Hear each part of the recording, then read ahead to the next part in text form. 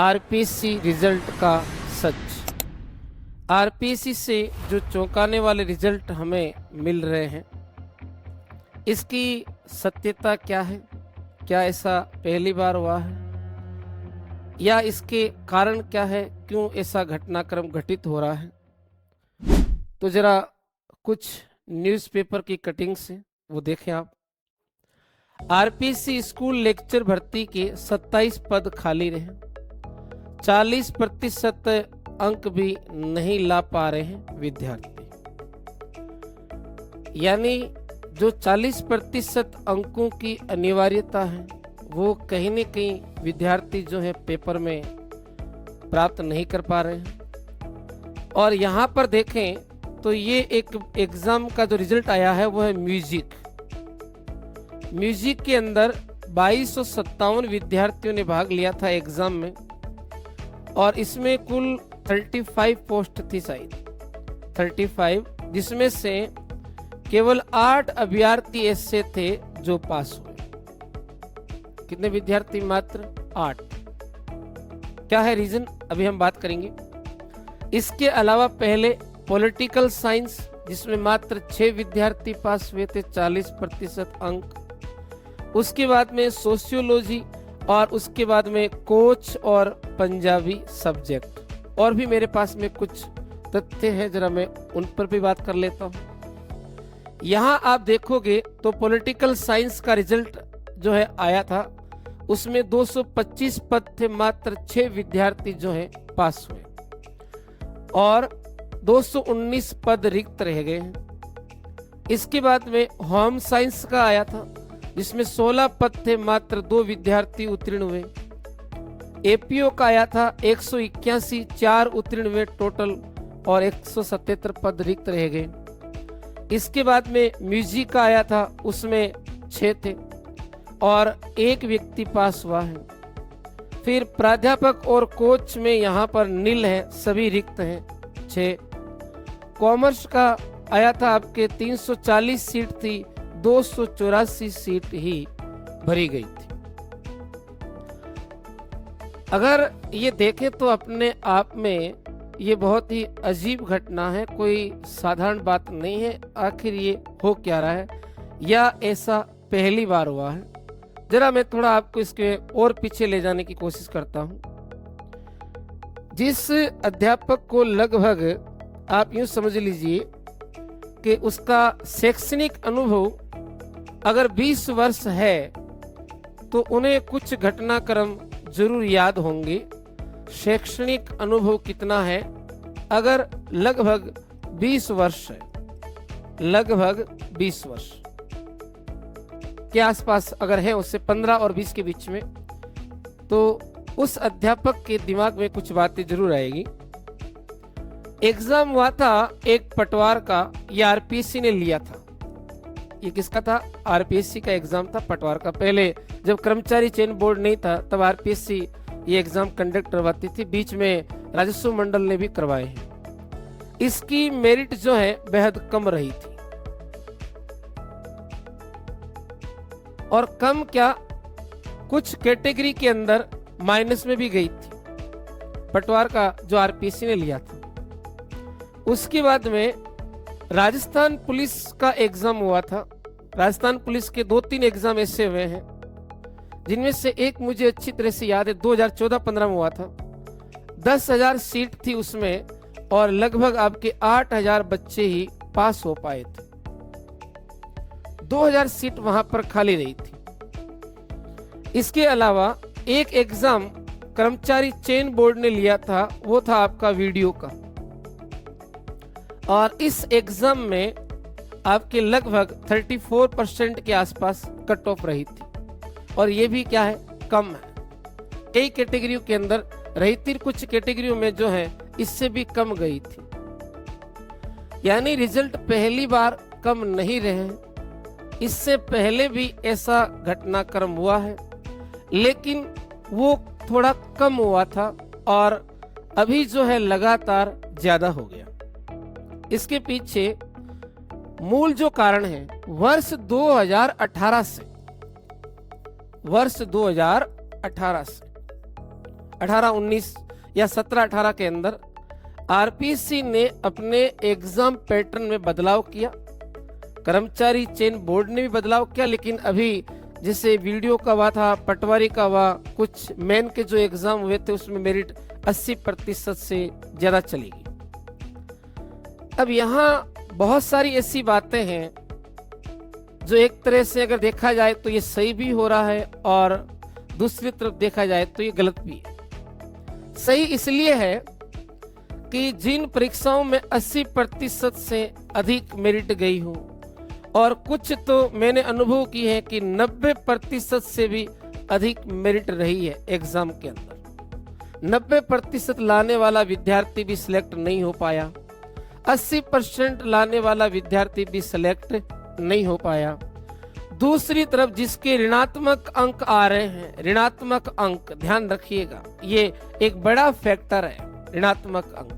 और ऋणात्मक अंक 1-2 नहीं, माइनस के अंदर 20, माइनस के अंदर कितने आ रहे हैं, 30 आ रहे हैं, और वो आसानी से चयनित होकर अपनी सर्विस कर रहा है। तो यहाँ अगर ऐसी कंडीशन होती है तब भी हम किसी संस्थान को, चाहे आरपीएससी हो या कर्मचारी चयन बोर्ड, उसको हम दोषी मानते हैं। अगर ऐसी भी स्थिति बनती है तब भी हम दोषी मानते हैं। तो अगर यहां पर हम दोषी माने तो ये फैक्टर सही लग रहा है, लेकिन अगर ये वर्तमान स्थिति को देखें तो ये स्थितियां हमें गलत लग रही है। अब कहीं न कहीं इन दोनों के अंदर जो द्वंद्व चल रहा है, सोशल मीडिया का जमाना है, कुछ इसके पक्ष में है, कुछ जो वर्तमान वाले हैं उस बात के पक्ष में है कि कैसे करना चाहिए। लेकिन वर्तमान में जो 40% का रेशियो किया है वो तो बिल्कुल सही है कि न्यूनतम 40% अंक तो आने ही चाहिए। पेपर का लेवल 2018 से बढ़ना स्टार्ट हो गया था, आज का नहीं है ये, और ये कोई नया पैटर्न नहीं, 2018 में ये कुछ एग्जाम्स के अंदर ये फॉलो करना शुरू कर दिया, और अब लगभग आरपीएससी ने सभी एग्जाम में इसको कंडक्ट करवा दिया। 2018 के अंदर जब इस प्रकार के पेपर आए तो मेरिट धीरे धीरे डाउन आने लगी थी, और वर्तमान के अंदर जब पैटर्न थोड़ा और ज्यादा बढ़ा दिया तो फिर दिक्कत ज्यादा होने लगी। अब यहाँ पर इसका एक मेन रीजन है, वो रीजन क्या है कि देखिए पैटर्न तो कठिन है, इसमें तो कोई वो बड़ी बात नहीं है, और थोड़ा सा ज्यादा कठिन है, ज्यादा कठिन है, इसमें भी एक कारण है। फिर अभी क्या हो रहा है कि लगातार भर्तियों पर भर्ती आ रही है। पहले थोड़ा गैप मिलता था, 2 साल बाद में, 3 साल बाद में आती थी, तो ये थोड़ा फर्क रहता था। लगातार एग्जाम हो रहा है और कठिनता का स्तर लगातार बढ़ रहा है। अगर उस पहले वाले एग्जाम में देखें तो विद्यार्थी किताब पर थोड़ा जोर ज्यादा देते थे, यानी जो पाठ्य पुस्तक है उसकी भाषा को अच्छी तरह से पढ़ते थे और उसको समझते थे, और उसके बाद में एग्जाम देने के लिए ये थोड़ा किताब का पैटर्न ज्यादा था, तो ज्यादा दिक्कत नहीं आई। अब वर्तमान के अंदर हम डिजिटल युग में आ गए, हमारे पास फिक्स नोट्स हो गए, डिजिटल ऐप आ चुके हैं, ऐप के अंदर जो लिखवाया है उससे बाहर नहीं जाएगा, ऐसी धारणाओं में फंस गए और किताब से हम दूर चले गए और मोबाइल के हम क्या आ गए, पास आ गए।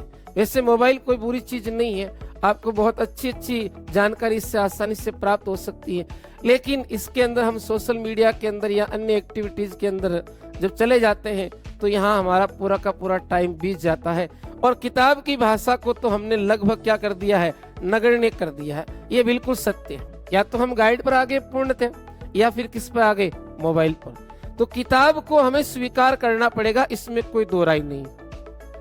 तीसरा यहाँ पर एक महत्वपूर्ण कारण और भी है कि जो व्यक्ति पढ़ा रहा है आपको, चाहे कोई भी अध्यापक हो, उसके पास में कंटेंट और अनुभव इतना अच्छा होना चाहिए कि वो जो भी विषय वस्तु आपको पढ़ाए, एक टॉपिक या 2 टॉपिक या जो भी पूरा पाठ्यक्रम करवाए, क्योंकि वर्तमान समय को देखते हुए तो अगर 2 सेक्टर पर आपकी पकड़ मजबूत है, एक तो पॉलिटी पर और इकोनॉमी और आपकी करंट पर, तो आप 2 पर भी एग्जाम को फाइट कर सकते हैं।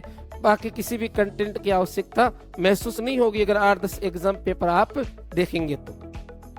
लेकिन अगर आप किसी मार्गदर्शक की सहायता लेते हैं तो उस मार्गदर्शक के पास में इतना अच्छा कंटेंट होना चाहिए कि जो टॉपिक उसने करवाया है, जो टॉपिक उसने करवाया है उस टॉपिक में से किसी भी प्रकार से अगर एग्जामिनर आपके सामने सवाल रखता है तो बच्चे में वो क्षमता होनी चाहिए कि वो उस सवाल को कम से कम फेस कर सके। ये थोड़ी सी दिक्कत मेरे हिसाब से ज्यादा है, क्योंकि अच्छे अध्यापक हैं सारे ही पढ़ाने वाले, लेकिन समय कम रहता है, क्लासें पूरी करनी होती है, कोर्स समय पर पूरा करना होता है। ये सारा दबाव झेलते हुए वो अध्यापक अपना बेस्ट से बेस्ट नहीं दे पाता है और कहीं न कहीं कंटेंट में कमी रह जाती है। तो मार्गदर्शक जो है अपनी शैली को थोड़ा और ज्यादा उन्नत करें, बच्चे का पूरा कंसेप्ट आप क्या करें, क्लियर करें, और घबराने की आवश्यकता नहीं है। जैसे जैसे आप थोड़ा सा आगे बढ़ोगे, एक दो एग्जाम के बाद में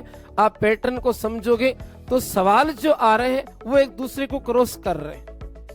अभी मुझे ऐसा लग रहा है कि इसमें एक दो स्टेप और जाने की संभावना ज्यादा लग रही है कि अलग अलग चैप्टर के सवाल मिक्स करके फिर आपको पूछे जा सकते हैं, तो वहां पर भी ये दिक्कत क्रिएट हो सकती है। लेकिन जैसे जैसे आप आगे बढ़ेंगे अनुभव होगा 5-6 महीने का, और तैयारी भी वर्तमान समय को देखते हुए कम से कम अगर देखा जाए पेपर को फेस करने के लिए 12 महीने का समय होना चाहिए। जब हम लोग तैयारी करते हैं, हमने 3-3, 4-4 वर्ष दिए हैं एक सब्जेक्ट को, तो 1 वर्ष तो कम से कम सब्जेक्ट के बारे में बनता ही है, जबकि आपको बहुत सारा मैटर जो है अवेलेबल हो रहा है। उस टाइम में तो इतना मैटर भी नहीं मिलता था पढ़ने के लिए। तो आरपीसी एग्जाम और कर्मचारी चयन बोर्ड अपना पैटर्न कैसे ही करें, आप जो भी टॉपिक पढ़े उसको अच्छी तरह से समझें और बुक का बराबर सहारा लें, या कोई अच्छी गाइड जिसके अंदर आपका संपूर्ण पाठ्यक्रम अच्छी तरह से समझाया हुआ है तो उससे लें, या अपना आपको मार्गदर्शक जो भी मार्गदर्शन दे रहा है उससे मार्गदर्शक लेते समय ये ध्यान रखें कि आपके मन में जो भी जिज्ञासा हो तुरंत जो है उससे शांत करने का प्रयास करें।